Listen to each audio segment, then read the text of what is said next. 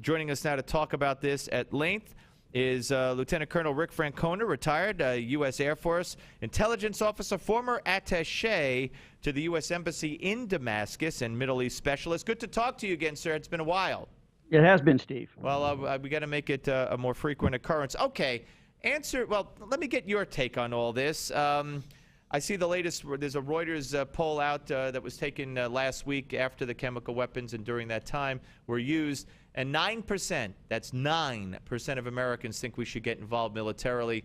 Do you think we will, and why on earth will we?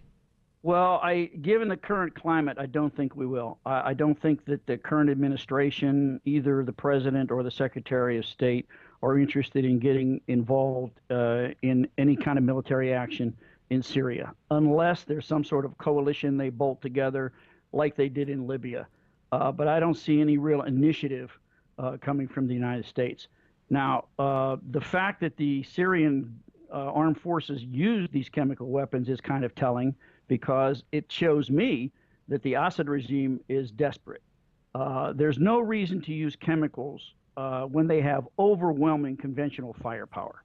The resort to chemicals tells me that he's very concerned that he may lose that battle on the outskirts of Damascus. And that's where this is taking place, just to the south and east of the city. And this is where the conclusive battle is going to occur. You can fight in Aleppo, you can fight in Deir ez-Zor, you can fight down south. What really matters is who controls Damascus. And the rebels know this, and they're making a push for it. And this use of chemicals tells me that they are gaining some traction there. Now, what is the world going to do about it? Let me stop you for a second, if I might. How do we know that Assad used it? I mean, the day that it happened, I had John Bolton on, and he said, while he puts nothing past Assad, he said the timing just wouldn't make sense. The UN inspectors had just been let in that day, granted, to a different part. He believed that, like you said, he had ample superiority when it came to traditional, conventional weapons. And he had Russia on his side at the UN. He didn't need to do this. And if he were to do it, why would he do it the first day the inspectors are there? Yeah. Wouldn't al-Qaeda and whoever the heck the rebels are have more of a motivation to stage it and make it look like it was Assad? Yes, they would. The question is, or the problem I have with that is, they don't have access to this kind of technology. Producing nerve gas, although they say it's easy, is not. You have to have a laboratory. You have to have the precursor chemicals. You have to know how to do it, and you have to know how to put it into weapons. I think that is beyond anything we're seeing from the rebels right now. They are developing some of their own weapon systems, but nothing that you need to make an effective dispersant of chemicals. That's something that the Syrian military has. And nothing could have been stolen and gotten into the hands of the rebels. Well, I don't think so, because the chemical weapons depots are pretty well protected. Those are the last bastion of the weapons, the doomsday weapons for the Syrian government. Those are well protected. It would be very difficult. And if the rebels had taken one of those warehouses, we'd know it, because the rebels are very good about telling us what they're doing. I spend hours a day going through all of the YouTube footage put out by both sides. And whenever either side does something, they're right there with the cameras showing us. Every time they take a weapons depot, they lay it all out there, and we know what they have.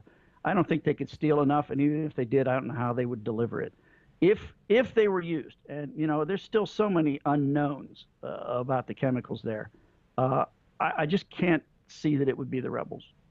All right, so now let's move on to what the world will do about it. What should we do about it, do you think? Well, what should we do? What could we do? We could shut down, the Syrian control of the skies. And that right now is probably the biggest thing that the rebels face. If you follow their reporting, their biggest fear is what's coming from the sky. They have no adequate air defenses. Every once in a while, they'll hit an airplane. They've taken a real toll on the helicopters.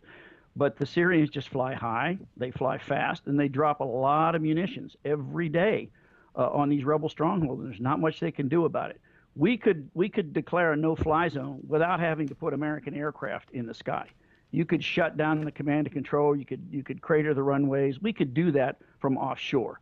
The question is, will we? Like I said before, I don't see any initiative on the part of this government to do it. Now, if that were to happen, we've had Assad interviewed in an interview that ran on Russian television saying that U.S. forces would fail. If he had his back against the wall, if this were about to happen or this happened and cruise missiles were launched or any of the scenarios you put forth is what is possible to do, might he then get more desperate and pull out the chemical weapons on even a larger scale? Yeah, absolutely. But then he's got to have somebody to launch him on. And right now, I think that's going to be limited to his own people. I don't think Bashar al-Assad, even on the craziest of days, would contemplate putting a chemical weapon into Israel. I mean, that is the doomsday scenario because, the Israelis will fry what's left of Syria. So I don't see him doing that. He'll be looking, if we declare a no-fly zone or we take some sort of action, I think it may push him to look for a way out, which would be a good thing. Make a deal with the Russians, political asylum somewhere, just get him out of there. And then, Steve, the problem is not that. The problem is then what happens. Well, that's what I was going to ask you. We're talking to Lieutenant Colonel Rick Francona, retired U.S. Air Force intelligence officer, former air attaché to the U.S. Embassy in Damascus, here on the Steve Malzberg Show. Here we go again. I mean, call it an accident or call it a pattern purposely, perpetrated. We got Gaddafi out and, the quote-unquote rebels who are no friends of the United States in. You got the same thing happened, of course, in Egypt with the Brotherhood. And now you got going on in Syria. If Assad goes, who the heck takes over? Well, what we're going to see, Steve, is and let's assume, for the sake of argument, that the Assad government falls. No matter how it happens, he goes, the rebels take over, and whatever, he leaves, something happens. Then we've set up now the second battle of Damascus, because now you're going to have the secular forces, what would used to be the Free Syrian Army, and the Islamists, the Jabhat al-Nusra. This is an al-Qaeda affiliate.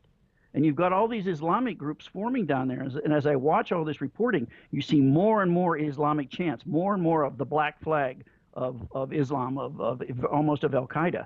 And so we're setting up the second battle of Syria, and that's going to be who controls the country. So the removing Assad is just phase one.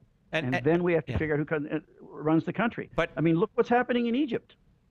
I know, but as we help the quote-unquote rebels, if we help the rebels militarily or otherwise, we're already helping them to some extent, aren't we helping al-Qaeda? In essence, we are setting up the first stage of this, not knowing how we're going to control the second stage. This is letting the genie out of the bottle. Right. You're opening up Pandora's box. Yes, we can help these guys get rid of Assad, and we are to some extent, but the real help is not coming from the United States. It's the Gulf Arabs that are providing all the anti-tank missiles, the surface-to-air, the shoulder-fired missiles that are having some effect. But we're only providing small arms and all that. So we say we're helping. It's lip service. But who's helping with these heavy weapons?